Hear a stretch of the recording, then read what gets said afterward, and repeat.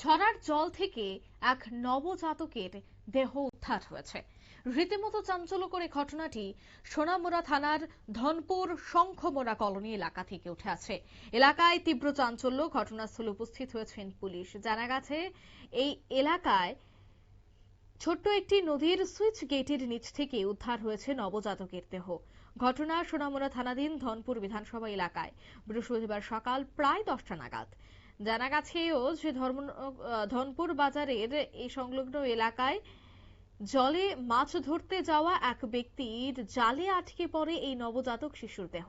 মুহূর্তেই চাঞ্চল্য ছড়ায়, উৎসুক জনতা ভিড় জমে সেই সুইচ গেট সংলগ্ন স্থানে।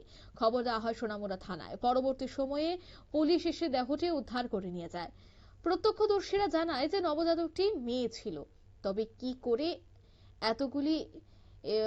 করে এই দেহটি এই ছড়ার সামনে আসলো তার প্রাথমিক অনুমান কেউ করতে পারছে না। তবে ঘটনাস্থলে পুলিশ উপস্থিত হয়েছে। কি বলছেন পুলিশ, শোনাবো।